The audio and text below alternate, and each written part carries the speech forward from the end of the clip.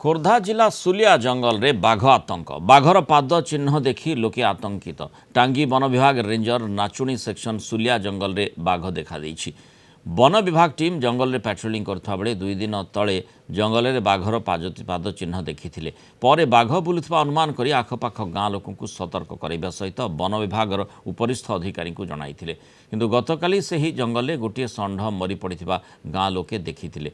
बाघ षंढ को घोषाड़ी नहीं अधा शरीर को खाई छाड़ी देइथिबा संदेह करा जाउछि। मृत षंढ निकटरे बाघर पाद चिन्ह सह धान गछ सबु दबी पड़ी रहिथिबा देखा जाइछि। बाघटी केउठु आसीछि एबे वन विभाग खोजाखोजी करुछि। फरेस्ट महाशय भी आसिक देखिले जो बाघटी जो तार खोज अच्छी 8 इंच रु 7 इंच भितर खोज हम जार आक्रांति महाबल बाघ बिना अन्य बाघ एत आक्रांति हम ना। छोट बाघ नुहे बड़ बाघ देखला गोटे षंढ को प्राय हाफ किलोमीटर घोषाड़ी घोषाड़ी आनी मारी समय कालिया बेरा गोटे लोक आम खबर लगे गोटे षंढ मरिकी पड़ी कंदमुज टिपे आम से आसलु आम आसला देखिलु ये बाघर पाद चुप अच्छी बाघ से षंढ को घोषाड़ी घोषाड़ी नहीं मारी तार किसी अंश खाई।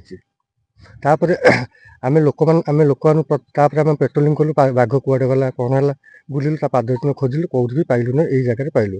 तापर आम गाँव बुलिकी लोक मान सहित ये विषय कथबार्ता कलु लोक बाघ आसी विषय सचेतन कलु।